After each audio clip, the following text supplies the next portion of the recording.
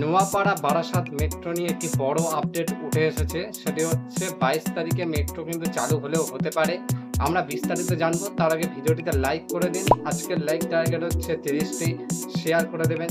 আর চ্যানেলে নতুন হয়ে থাকলে অবশ্যই সাবস্ক্রাইব করে দিন।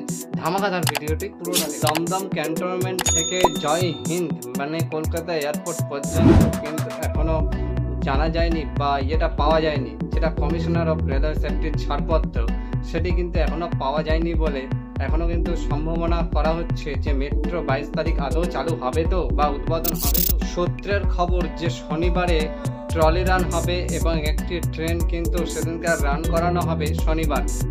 তখন কিন্তু জানা যাবে যে আদৌ ওখানে মেট্রো চালু হবে কি হবে না।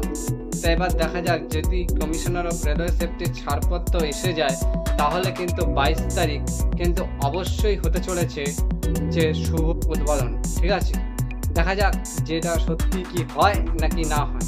আর আপনারা তো জানেন যে 3টে রুটে মেট্রো উদ্বোধন হতে চলেছে। এক হচ্ছে এসপ্ল্যানেড থেকে শিয়ালদা বা শিয়ালদা থেকে এসপ্ল্যানেড, তারপর হচ্ছে গিয়ে রবি থেকে বেলেঘাটা মেট্রো।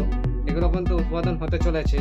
দেখা যাক এবার এটা কতদিনে হয় আর এটা সত্যি কি হয় কিনা। তাহলে এই আপডেট পাওয়ার জন্য আপনাদেরকে কি করতে হবে, চ্যানেলটিকে সাবস্ক্রাইব করে পাশের বেল আইকনটি অল করে অবশ্যই রাখতে হবে। আর ধামাকাদার ভিডিওর সাথে এরকম থাকতে হবে।